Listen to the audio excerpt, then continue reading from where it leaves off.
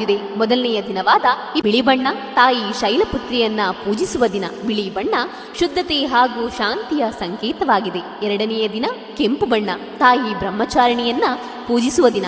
ಕೆಂಪು ಬಣ್ಣವು ಶಕ್ತಿ ಮತ್ತು ಧೈರ್ಯದ ಸಂಕೇತವಾಗಿದೆ. ಮೂರನೆಯ ದಿನ ನೀಲಿ ಬಣ್ಣ ತಾಯಿ ಚಂದ್ರಗಂಟರನ್ನು ಪೂಜಿಸುವ ದಿನವಾಗಿದೆ. ನೀಲಿ ಬಣ್ಣ ಆತ್ಮವಿಶ್ವಾಸವನ್ನು ಸ್ಥೈರ್ಯವನ್ನು ತುಂಬುವ ಸಂಕೇತವಾಗಿದೆ. ನಾಲ್ಕನೇ ದಿನ ಹಳದಿ ಬಣ್ಣ ತಾಯಿ ಕುಷ್ಮಾಂಡನನ್ನು ಪೂಜಿಸುವ ದಿನವಾಗಿದೆ. ಹಳದಿ ಬಣ್ಣ ಸಂತೋಷ ಹಾಗೂ ಬೆಳಕನ್ನ ತುಂಬುವ ಸಂಕೇತವಾಗಿದೆ. ಐದನೇ ದಿನ ಹಸಿರು ತಾಯಿ ಸ್ಕಂದಮಾತನನ್ನು ಪೂಜಿಸುವ ದಿನವಾಗಿದೆ. ಹಸಿರು ಬಣ್ಣ ಸಮೃದ್ಧಿ ಹಾಗೂ ಆರೋಗ್ಯದ ಸಂಕೇತವಾಗಿದೆ. ಆರನೇ ದಿನ ಬೂದಿ ಬಣ್ಣ ತಾಯಿ ಕಾತ್ಯಾಯನಿಯನ್ನು ಪೂಜಿಸುವ ದಿನ. ಬೂದಿ ಬಣ್ಣ ಸಮತೋಲನ ಹಾಗೂ ಶಾಂತಿಯ ಸಂಕೇತವಾಗಿದೆ. ಇನ್ನು ಏಳನೇ ದಿನ ಕಿತ್ತಳೆ ಬಣ್ಣ ತಾಯಿ ಕಾಳರಾತ್ರಿಯನ್ನು ಪೂಜಿಸುವ ದಿನವಾಗಿದೆ.